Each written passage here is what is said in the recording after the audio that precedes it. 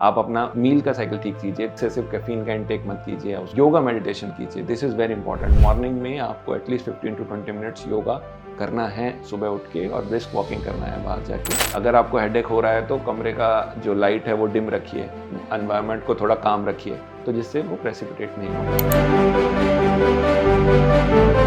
जिनको स्पेक्स नहीं लगे हैं, उनके आंखों में अगर दर्द हो रहा है और सर में भी दर्द हो रहा है कनेक्टिवली, तो कैसे पता चलेगा कि ये चश्मे के लिए वजह से दर्द हो रहा है, कि आई साइट वीक हो गई है, वो है, या फिर ये नॉर्मली सिर्फ हेडेक है? हाँ मैम, ये बहुत ही अच्छा क्वेश्चन है। हम जनरली हर पेशेंट में, हमारे जो हेडेक के या माइग्रेन के पेशेंट हमारे पास आते हैं, हम उनका visual acuity and fundus examination जरूर कराते हैं, क्योंकि एक बीमारी होती है जिसको IAH बोलते हैं, इडियोपैथिक इंट्राक्रेनियल हाइपरटेंशन। उसके अंदर भी जनरली फीमेल पेशेंट्स ही होती हैं और इसी एज ग्रुप की पेशेंट्स होती हैं जो हमारे पास हेडेक करके आती हैं, लेकिन उनके अंदर हमें पैपिलिडिमा मिल सकता है। मीन्स की जो फंडस एग्जामिनेशन हम करते हैं उसके अंदर हम ऑप्टिक नर्व की स्वेलिंग देख सकते हैं। अच्छा। कि वहाँ पे स्वेलिंग है या नहीं है।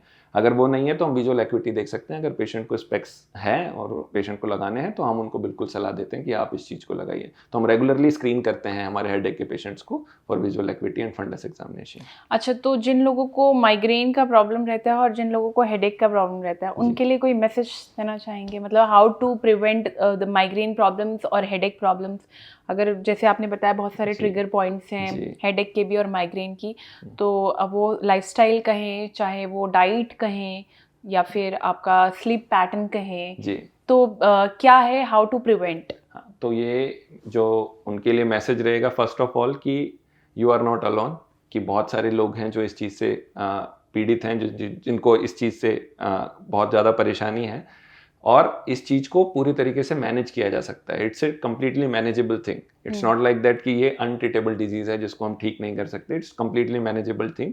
आपको घर पे क्या कर सकते हैं, आप डॉक्टर की विजिट से पहले आप अपना लाइफस्टाइल को बिल्कुल ठीक कर सकते हैं। आप अपना स्लीप साइकिल ठीक कीजिए, आप अपना मील का साइकिल ठीक कीजिए, स्किप कर मत कीजिए मील, टाइम पे मील लीजिए जैसा आपको लेना है। जैसे बताया, एक्सेसिव कैफीन का इंटेक मत कीजिए, उसको अगर ले रहे हैं तो विड्रॉल के टाइम उसका ध्यान रखिए थोड़ा। योगा मेडिटेशन कीजिए, this is very important. Morning में आपको एटलीस्ट 15 टू 20 मिनट्स योगा करना है सुबह उठ के, और ब्रिस्क वॉकिंग करना है बाहर जाके। तो ये चीज़ें आपको, जैसा मैंने बताया, स्टिमुलाई को रोकिए, हेडेक की डायरी बनाइए, तेज़ आवाज़ में जाने से बचिए या तेज़ रोशनी में जाने से बचिए। अगर आपको हेडेक हो रहा है तो कमरे का जो लाइट है वो डिम रखिए, एनवायरनमेंट को थोड़ा काम रखिए, तो जिससे वो प्रेसिपिटेट नहीं होगा।